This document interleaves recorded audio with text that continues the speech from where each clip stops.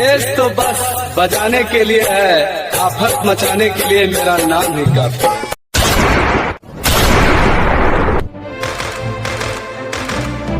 Deepak Singh Chhaprahiya. Hi guys, welcome back to my channel DK pictures Bhojpuri. My name is Deepak Singh Chhaprahiya. फिर से स्वागत करता हूं अपने ही चैनल डीके पिक्चर्स भोजपुरी में। और आप सभी सिंगर भाइयों के लिए बहुत ही ज़बरदस्त एक दर्द भरा हिट मैटर लेकर आया हूं दोस्तों। सबसे अलग, सबसे यूनिक, सबसे ज़बरदस्त मैटर है दोस्तों।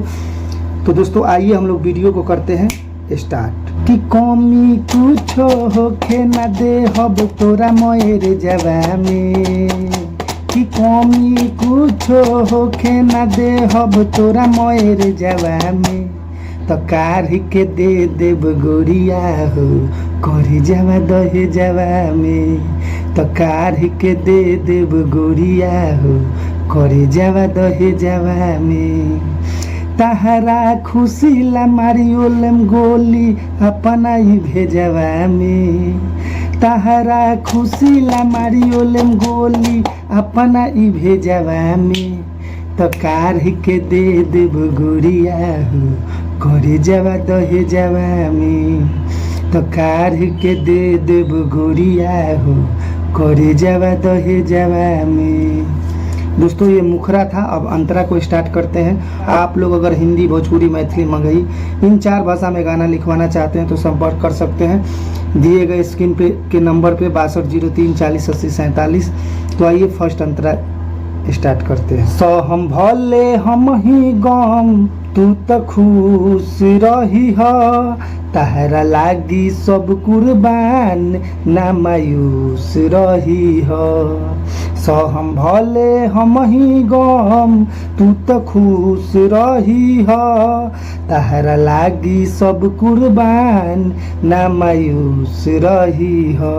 सोच लेना रही बेवफा लिखाई मोहब्बत के पेजवा में, सोच लेना रही बेवफा लिखाई मोहब्बत के पेजवा में, तहरा खुशी ला मारियोलम गोली अपना ई भेजवा में, आकार के दे देव गोरिया हो करे जवा दहे जवा में। दोस्तों लास्ट अंतरा। दीवाना दिल खुश के बगिया उजार जई हो, गणेश यादव के संगे ससुरार जई हो। दीवाना दिल खुश के बगी या उजार जई हो, गणेश यादव के संगे ससुरार जई हो।